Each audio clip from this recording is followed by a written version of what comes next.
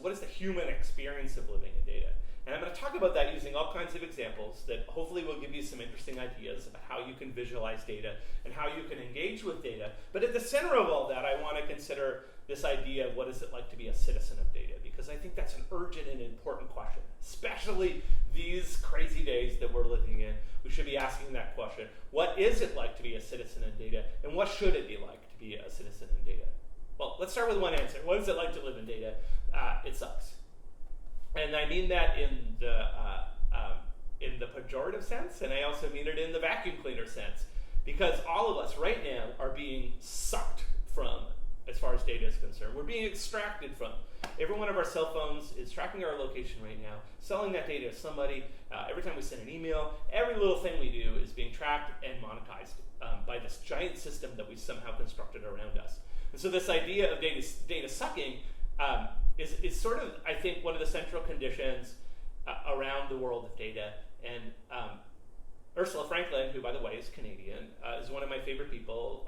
She was a metallurgist and a pacifist and a Quaker. And in 1989, she gave the Massey Lectures, which are Canada's, as you probably know, Canada's biggest public lecture series. And her lecture series was called The Real World of Technology. And here's a quote from that. She says, "We must remember that in the real world of technology, most people live and work under conditions that are not structured for their well-being."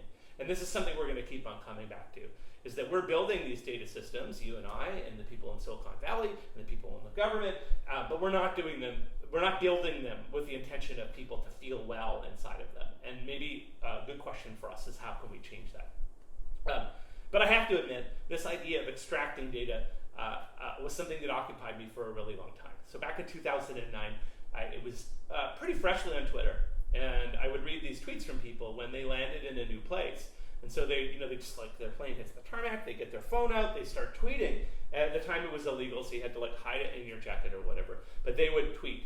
And I actually had a conversation with a friend of mine who's an epidemiologist. Her name is Jennifer Gardy. You might know her from Nature of Things. And she was talking about how exciting this data could be, these tweets could be, in that we actually can turn them into data because we know where and when that person is because they just told me where they are, and we know where they came from. So for that, we can extract these paths of travel. And so I built a project called Just Landed, and what Just Landed does is exactly that. It takes 36 hours of people tweeting about where they just landed, and it puts themselves into this system where we get to watch a kind of imaginary world of people traveling.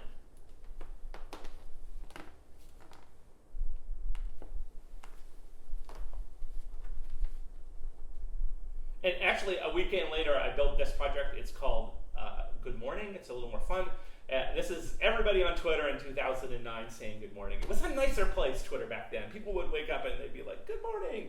And so here you see, every little dot you see is a tweet. The green ones are people who wake up early. The yellow ones slightly later. The orange ones slightly later. The red ones are people who are super late for some reason or another. So I love this because you see this wave sweep around the world as people wake up, and then you also get a kind of metric of laziness in different parts of the world.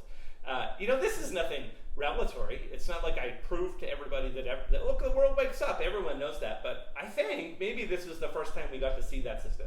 Because I would argue that Twitter was maybe the first real-time network that allowed everybody around the world to say good morning to each other, and it was the first time that we got to access that data.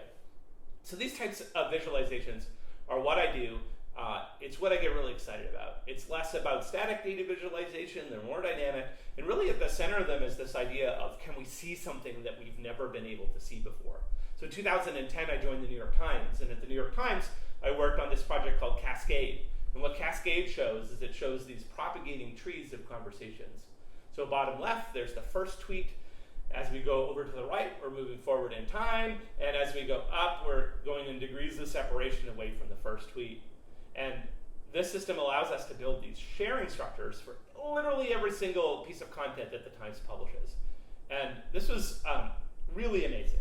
Mark Hansen and I, who worked on this project together, when we first started talking about conversations, we had a really limited vocabulary of what we could talk about. We could talk about a conversation being short or long. We could talk about a conversation being small or big.